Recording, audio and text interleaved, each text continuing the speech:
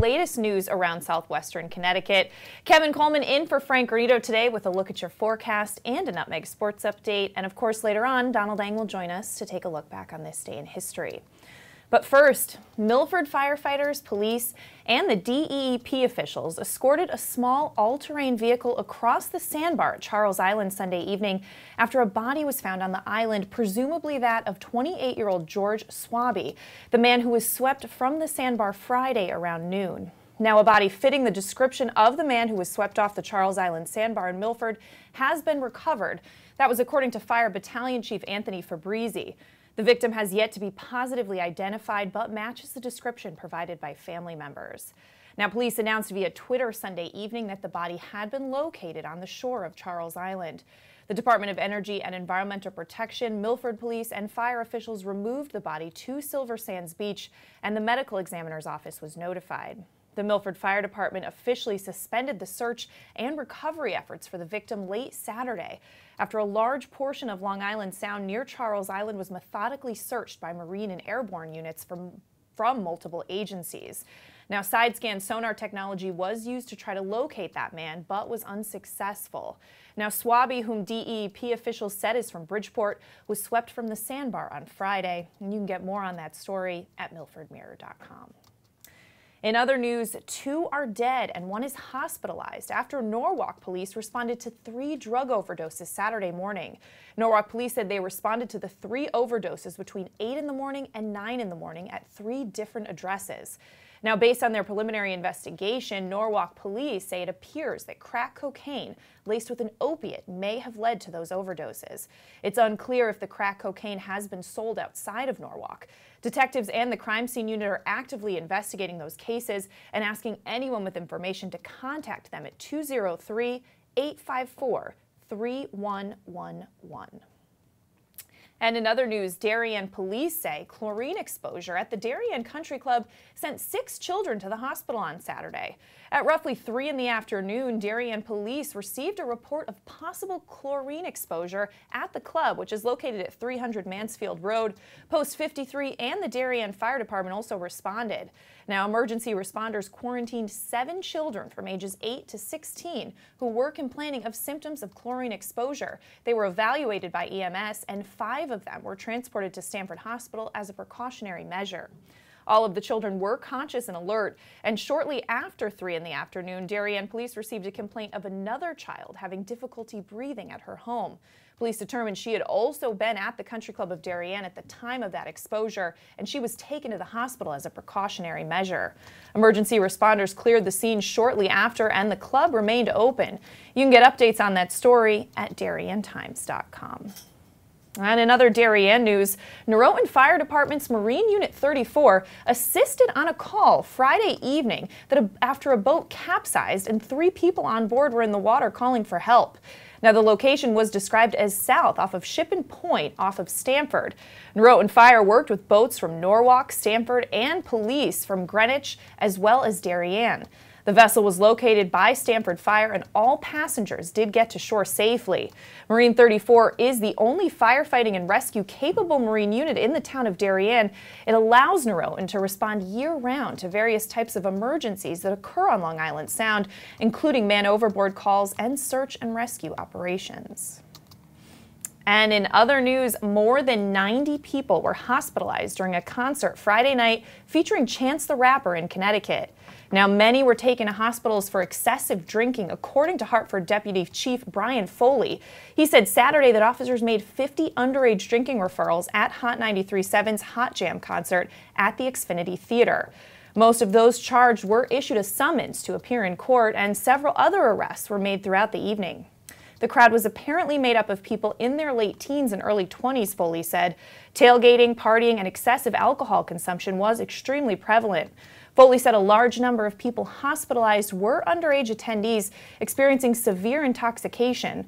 Hartford Fire Captain Raul Ortiz told the Hartford Current that there were so many patients that some had to be taken to hospitals outside Hartford for treatment. One 19-year-old reportedly had a blood alcohol content of 0.5. That's 8 times the legal limit for driving. And the Stamford Police Department is reminding residents to not drink and drive after 3 arrests were made within a few hours last Thursday night. The first happened shortly after 9 when a witness saw a 2004 Suburban sideswipe a parked pickup truck on Shippen Avenue and continue northbound. Witnesses followed the car to the rear of the Stamford Fire Department Station 4, where they blocked in that vehicle and detained the operator, who was 26-year-old Michael Hoople of Weaver Street in Greenwich, until the arrival of police. Police say Hoople failed all standardized field sobriety tests. A short time later, at Crystal Street and Quintard Terrace, officers observed Onel Gutierrez Valise, age 29, stop at a stop sign while drinking from a bottle of Blue Moon beer. The vehicle was stopped, and the investigation revealed that Gutierrez Valise has a suspended license and the vehicle was not registered or insured. The vehicle was searched and 2 open bottles of beer were found, which still contained alcohol. Gutierrez Valise failed 2 out of 3 field sobriety tests at the scene and had a blood alcohol content of 0.138 and 0.141. He was charged with drinking while driving and DUI. And then finally, the third arrest came at 11:30 when officers observed a black Honda Civic being driven at a high rate of speed northbound on Washington Boulevard near North Street. An officer who was southbound on Washington Boulevard at the time turned to catch up to the vehicle.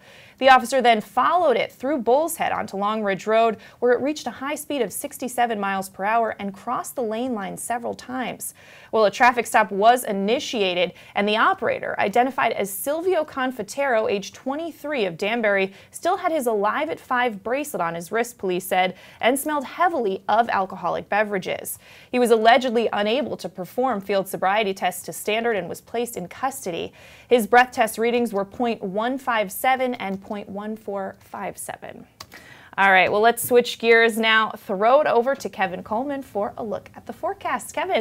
Thank you, Kate. We're looking at a much cooler week than last week. Very humid, temperatures going up to around the mid-90s, so it's a much cooler week as we look at today. On and off showers throughout the day, a high of 66 we look at tonight. Still, again, you're looking at on and off showers, maybe even a possible thunderstorm. It's going to get as low as 59 tonight, maybe a new low for the summer. And we look at tomorrow, it's going to be cloudy with chances of on and off rain throughout the late to early afternoon, high of 73. And Wednesday, it's going to be a perfect summer day. So Monday and Tuesday are going to be rainy, but we're looking at some positive notes here as we get to the later part of the week. Wednesday is going to be absolutely perfect, sunny, and 80. That'll do it for your weather update. Kate, back to you. All right. Thanks so much, Kevin. Well, we are going to step out for a break, and when we come back, Kevin will have your Nutmeg Sports update. Don will have a look back on this day in history, and there's more local news after this. Now teeing off, Paul Miller from Miller Nissan in Fairfield.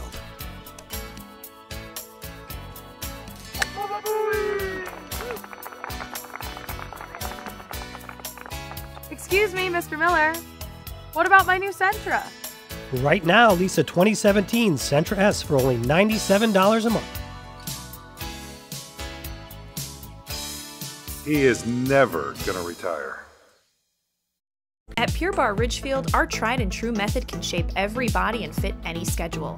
Pure Barre is a total body workout using the ballet bar to perform small isometric movements which burn fat, sculpt muscles, and create long, lean physiques. Sweat away the day and get lost in the music. Pure Barre Ridgefield, located at 86 Danbury Road. Like us on Facebook at Pure Barre Ridgefield. School's out, the weather is hot, and the fish are biting. Whether you're heading to the beach or out on a boat, stop in at the dock shop before you go to fill your beach bag or tackle box with everything you'll need for fun in the sun.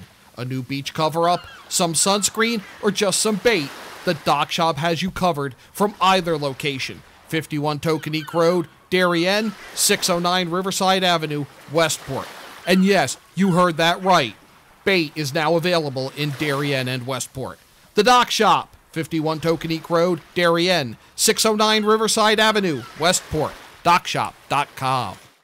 If you're watching this broadcast, you're not alone. The HAN network is available for 200,000 Connecticut cable customers on the Frontier network, and we've also reached more than 2 million viewers on our free live streaming sports, news, and entertainment broadcasts.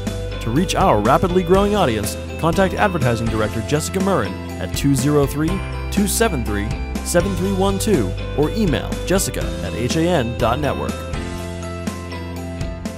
If you've ever thought about owning a motor coach or learning about what it's like to travel the open road in superior style and comfort, then contact Dave's RV Center in Danbury, Connecticut.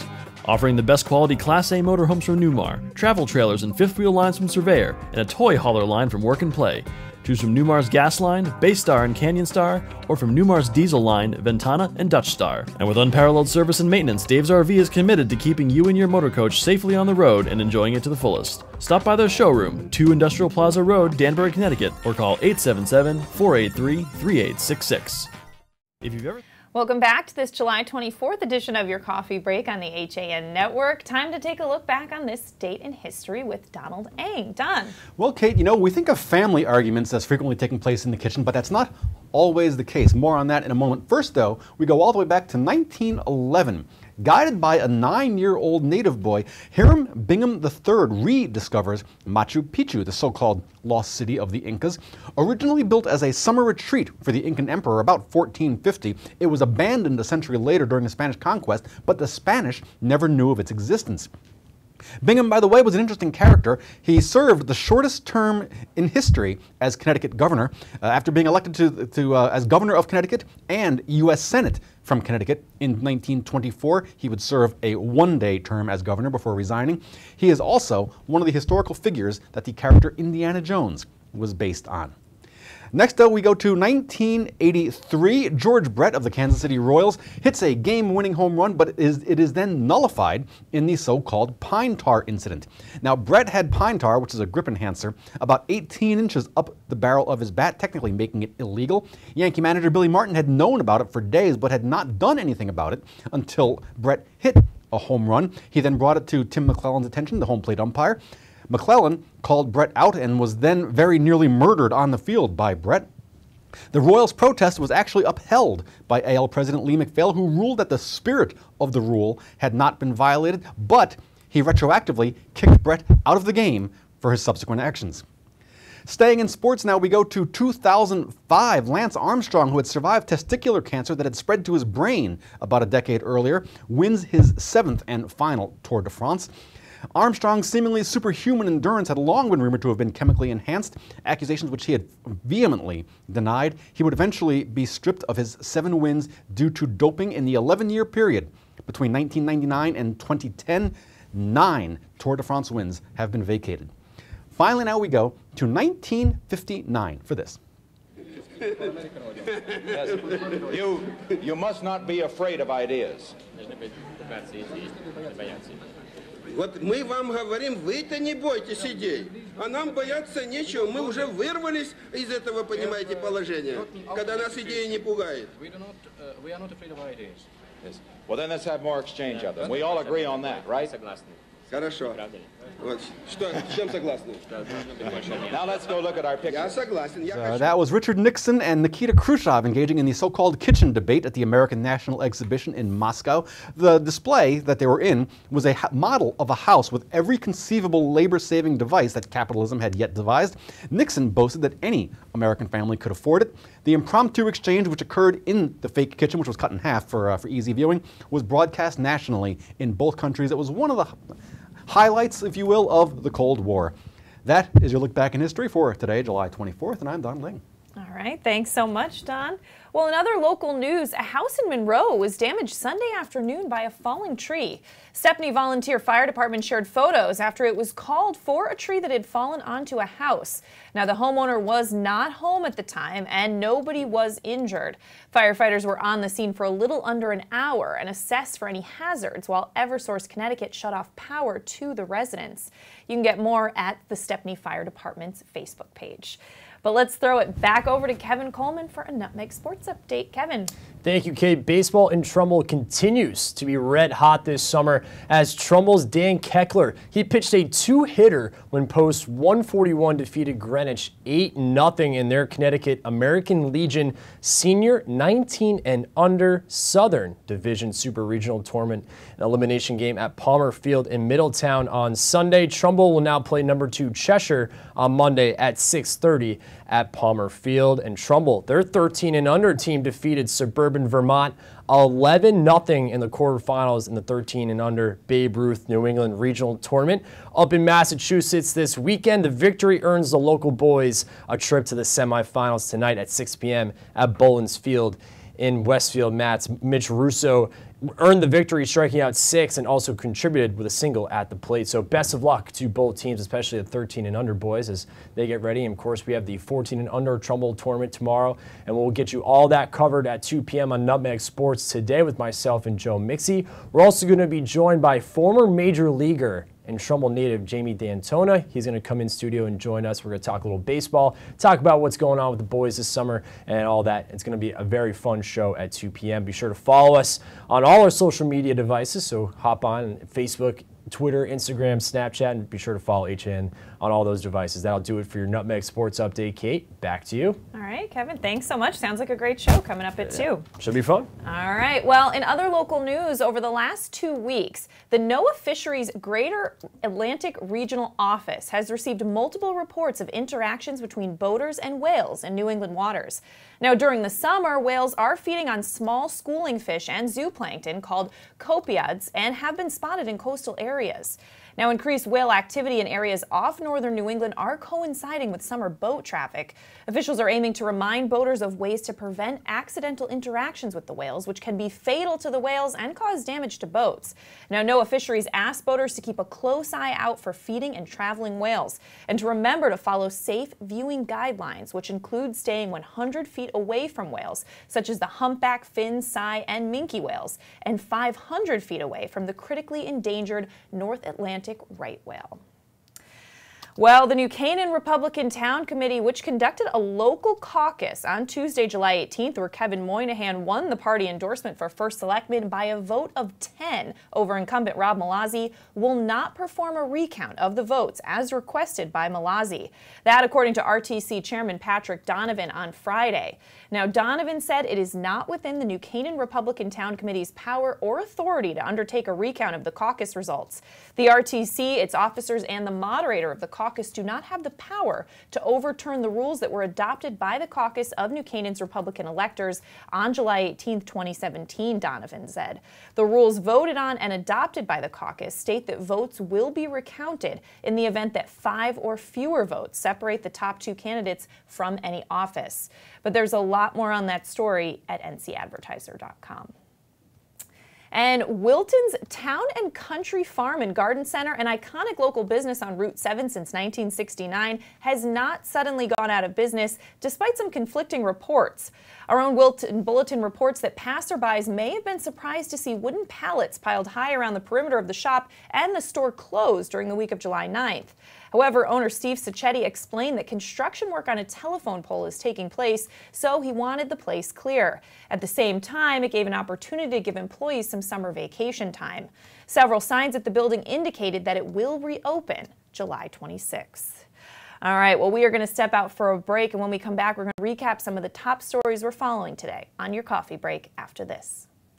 Want a new experience in car buying? No aggravation, no confrontation, just answers to all your questions. Scap Chrysler Dodge Jeep Ram. Car buying the way you want it to be. With one of the largest selections of new 2- and 4-door Jeep Wranglers available, we are Connecticut's Wrangler headquarters. Located in Fairfield, Connecticut, we're easy to get to. Just 2.5 miles off the Merritt Parkway, exit 44 via Route 58 South. Save thousands right now at the summer clearance event. Going on now through July 31st. At InSports Trumbull, the game is always on inside. Registration is now open for our fitness training programs for high school athletes. The InSports Performance Center is offering blast speed classes, athletic functional movement assessments, and both men's and women's elite speed and strength training. Our premier programs help bring athletes to the next level. Call 203-268-1214 for more information. Like and follow us on Facebook. Want a new experience in car buying? Scap Chrysler Dodge Jeep Ram with one of the largest inventories of new 2- and 4-door Wranglers. We are Connecticut's Wrangler headquarters. Come visit our new Ram Truck Center. Browse our websites, scapchryslerjeep.com or scapdodge.net to find the new Jeep, Chrysler Dodge car, minivan, or Ram truck you've been looking for. Just 2 miles from both I-95 or the Merritt Parkway exit 44. Save thousands right now at the summer clearance event. Going on now through July 31st. Celebrate summer with fresh made-to-order picnic boxes from Walter Stewart's Market. We have delicious summery selections from buttermilk fried chicken to grilled lemon chicken kebab, grilled shrimp Caesar salad wraps, or lobster salad rolls. Our easy-to-carry picnic boxes come with your choice of a meal, as well as a dessert, beverage, and utensils. Order online for simple pickup options. Walter Stewart's Market, 229 Elm Street, New Canaan, and online at stewartsmarket.com. I'm Tracy Masella, a licensed clinical social worker at Silver Hill Hospital in New Canaan. Join me each month as we talk with experts on the front lines of the treatment of mental health and addiction. Straight Talk with Tracy, a Silver Hill Hospital production, airs at 12 p.m. on the second Thursday of each month here on the HAN network. Welcome back to this Monday edition of your Coffee Break on the HAN network. I'm Kate Czaplinski, recapping some of the top stories we're following today.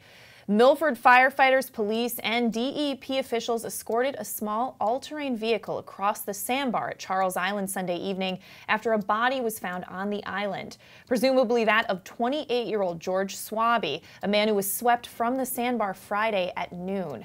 Now, a body fitting the description of the man who was swept off the Charles Island sandbar in Milford has been recovered, according to Fire Battalion Chief Anthony Fabrizi. The victim has yet to be positively identified, but matches the description provided by family members. Police announced via Twitter Sunday evening that the body had been located on the shore of Charles Island. The Department of Energy and Environmental Protection, Milford Police, and fire officials removed the body to Silver Sands Beach, and the medical examiner's office was notified. Now, the Milford Fire Department had officially suspended the search and recovery efforts for the victim late Saturday after a large portion of Long Island Sound near Charles Island was methodically searched by Marine and airborne units from multiple agencies. Side-scan sonar technology was used to try to locate the 28-year-old man, but was unsuccessful. Swaby, whom DEP officials said is from Bridgeport, was swept from the sandbar Friday. But you can get more details at milfordmirror.com. And in other news, 2 are dead and 1 is hospitalized after Norwalk police responded to 3 drug overdoses Saturday morning. Norwalk police said they responded to 3 overdoses between 8 a.m. and 9 a.m. at 3 different addresses. Based on their preliminary investigation, Norwalk police say it appears that crack cocaine laced with an opiate may have led to those overdoses. It's unclear if the crack cocaine has been sold outside of Norwalk. Detectives and the crime scene unit are actively investigating and asking anyone with information to contact them at 203-854-3111. And Darien police say chlorine exposure at the Darien Country Club sent 6 children to the hospital on Saturday. At roughly 3 in the afternoon, Darien police received a report of possible chlorine exposure at the club located at 300 Mansfield Road. Post 53 and the Darien Fire Department also responded, and responders quarantined 7 children from ages 8 to 16 who were complaining of symptoms of chlorine exposure. They were evaluated by EMS, and 5 of them were transported to Stanford Hospital as a precautionary measure. All of the children were conscious and alert at the time. However, shortly after 3 p.m., Darien police received a complaint of another child who was having difficulty breathing at her home. Police determined she had also been at the Country Club of Darien at the same time of that exposure, and she was taken to the hospital as a precautionary measure. Emergency responders cleared the scene shortly after, and the club remained open. You can get more at DarienTimes.com. And in other Darien news, Norotan Fire Department's Marine Unit 34 assisted on a call Friday at 7 in the evening after a boat capsized and 3 people on board were in the water calling for help. The location was described as south of Shippen Point off of Stanford. Norotan Fire worked with boats from Norwalk, Stanford, and police from Greenwich and Darien. The vessel was located by Stanford Fire and all passengers got to shore safely. Now, Marine 34 is the only firefighting and rescue-capable Marine unit in the town of Darien. It allows Norotan to respond year-round to various types of emergencies on Long Island Sound, including fires, man overboard calls, and search and rescue operations. And in other news, more than 90 people were hospitalized during a concert Friday night featuring Chance the Rapper in Connecticut. Many were taken to hospitals for excessive drinking. Hartford Deputy Chief Brian Foley said Saturday that officers made 50 underage drinking referrals at Hot 93.7's Hot Jam concert at the Xfinity Theater. Most of those charged were issued a summons to appear in court, and several other arrests were made throughout the evening. Now, the crowd was apparently made up of people in their late teens and early 20s, Foley said. Tailgating, partying, and excessive alcohol consumption was extremely prevalent. Foley said a large number of people hospitalized were underage attendees experiencing severe intoxication. Hartford Fire Captain Raul Ortiz told the Hartford Courant that there were so many patients that some had to be taken to hospitals outside of Hartford for treatment. One 19-year-old had a blood alcohol content of nearly 0.5. That's 8 times the legal limit for driving. All right, let's take one final look at the forecast with Kevin Coleman. Kevin. Thank you, Kate. It's going to be a lot cooler this week compared to last week, which was very humid, looking at temperatures up into the 90s. And that's going to be a much cooler week as today. It's going to be periods of on and off rain, high of 66. And we look at tonight, again, continuous on and off rain throughout the evening. It's going to get as low as 59 tonight. And we look at tomorrow, again, another day of on and off rain. And that's going to be a high of 73. And on Wednesday, it's going to clear up. It's going to be a beautiful summer day on Wednesday. So get outside, and it's going to be a beautiful commute to work. It's going to be a high of 80, blue skies and sunny skies. So that'll do it for your weather update. Kate, back to you. All right, thanks so much, Kevin. Well, we're going to wrap things up here on your coffee break. 2 o'clock, Nutmeg Sports coming up, so be sure to check it out. And we will see you tomorrow for your coffee break at 11. Have a great day.